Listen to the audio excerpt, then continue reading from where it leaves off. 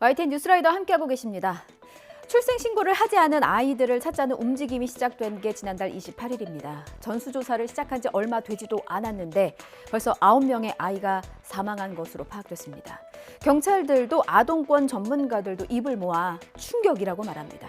두렵지만 우리가 꼭 열어야 할 지옥문입니다. 자, 우선 지금까지 드러난 사건들만 따로 정리를 해볼게요.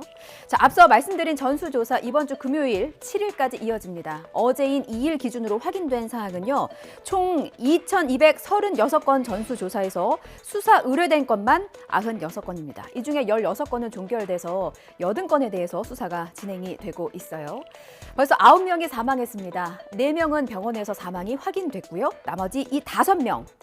수원, 과천, 그리고 경남, 전국 각지에서 시신이 발견됐거나 수색 중입니다.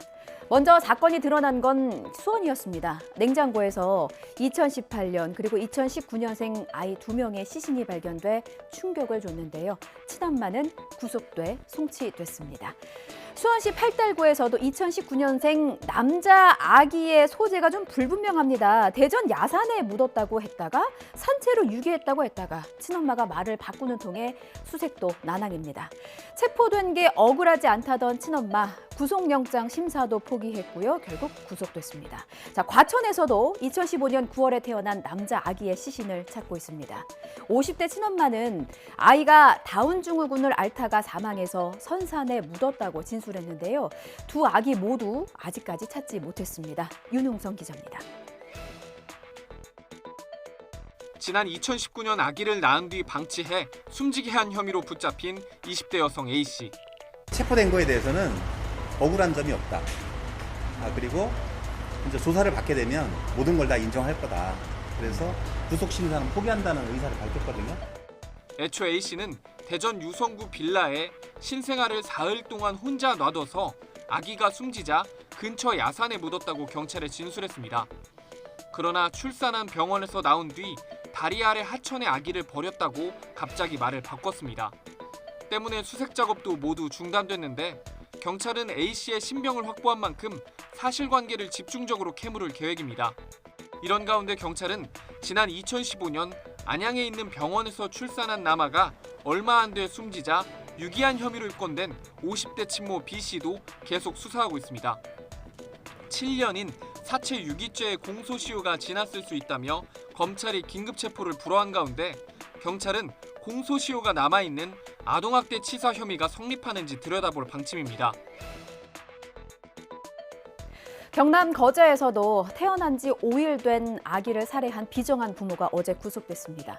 지난해 9월에 태어난 남자 아기였어요. 자고 일어나니까 아이가 이미 숨져 있었다던 부모. 조사 끝에 아이를 살해했다고 뒤늦게 자백했습니다. 아이의 시신은 아직도 오리무중입니다. 배너쪽골이 입힌 그대로 묻었다고 진술했는데 아무리 수색해도 천조각 하나 나오지 않았습니다. 이제는 하천에 아이를 버렸다고 진술을 번복했습니다. 오선열 기자입니다. 경찰이 삽과 호미를 들고 야산 일대를 샅샅이 뒤집니다. 수색경까지 동원돼 찾는 것은 갓난아이의 시신. 배너쪽골이를 입힌 채로 묻었다고 했는데 애가 어리니까 뼈는 녹아서 없어질 수 있는데 옷은 나와야 되는데 그 정도로 다 헤쳤는데도 옷조차 안 나왔다. 하지만 아이의 시신이 나오지 않아 추가 조사를 벌인 경찰은 아이를 목 졸라 살해했다는 부모의 진술을 확보했습니다. 아빠가 목을 졸랐고요.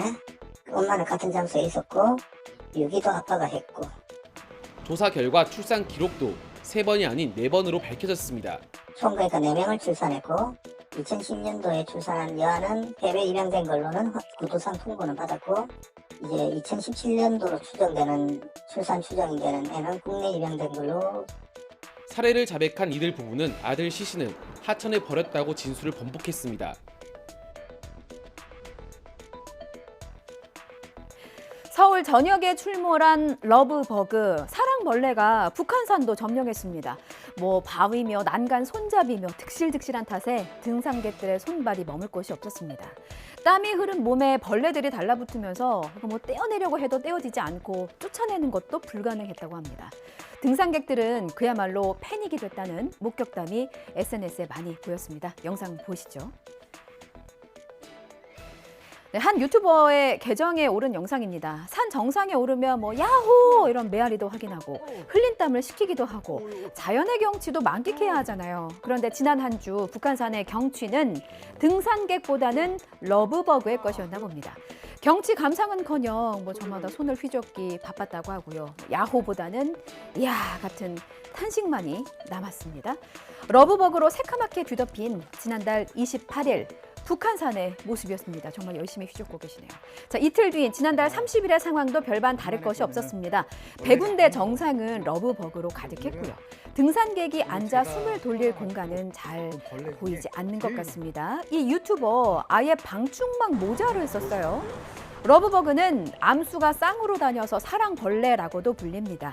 올해 서울 전역은 물론이고 인천과 경기 일부 지역에까지 출몰했는데요. 사람에게 직접 해를 끼치지 않고 독성이나 질병도 옮기지 않아서 익충으로 불리지만 혐오스러운 외관은 피할 수 없어서 시민들이 몸살을 앓고 있습니다. 지자체는 무분별한 방제보다는 가정용 살충제나 분무기 사용을 권하고 있어요. 러브버그는 날개가 약해서 물만 뿌려도 쉽게 퇴치할 수 있답니다. 요즘 AI 기술이 놀라울 정도로 발달했습니다. 이게 자세히 보지 않으면 진짜 사람인지 가짜 사람인지 구별도 잘 안 되고요. 아, 이런 동작까지 가능하구나. 기술 발달에 새삼 감탄합니다. 그런데 그만큼 부작용도 심각합니다. 가상인간으로 만든 성적인 영상이 인터넷 공간에서 걷잡을 수 없이 확산하고 있습니다. 그런데 이게 실존 인물이 아니라 말 그대로 가상인간이잖아요. 문제는 피해자를 특정할 수 없다는 것입니다. 피해자가 누구인지 몰라서 신고도 어렵고 또 나이를 모르니까 뭐 아동이나 청소년으로 볼 수 있는지도 불명확합니다. 교복이라는 글자도 보이지만 소녀나 학생 같은 표현이 없으면 수사가 까다로워진다고 해요. 규제 사각지대를 권준수 기자가 취재했습니다. 유튜브 영상에 등장한 이 여성. 교복을 입은 학생처럼 보이지만 사실은 AI가 만든 가상인간입니다. 영상 제목에는 여학생이라는 단어도 넣었는데 내용은 음란물에 가깝습니다. 이처럼 가상인간을 내세워 제작한 성적인 콘텐츠는 한번 게시될 때마다 수백만 조회수를 올리고 있습니다. 배경이 학교 교실이고요. 배경 자체가.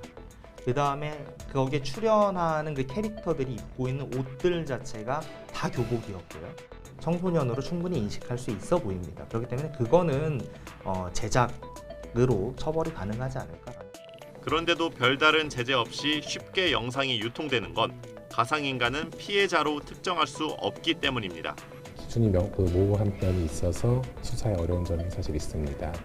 초반에는 그 정도로 어떤 기술이 발달하지 않고 했기 때문에 이게 보편화될 때까지는 조금 더 기간이 필요하지 않겠네라고 생각했지만 현재 어떤 기술 발전 속도가 매우 빠르기 때문에 이런 영상이 널리 퍼질수록 현실에서도 어린이와 청소년을 성적 대상으로 바라보는 경우가 늘어날 거란 우려가 나옵니다.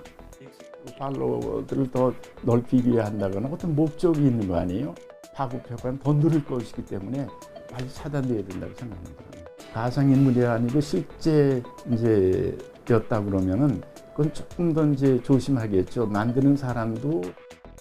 가상인간을 활용한 기술이 나날이 정교해지는 가운데 유해 콘텐츠에 대한 구체적인 가이드라인 마련 등 제도 보완이 시급해 보입니다.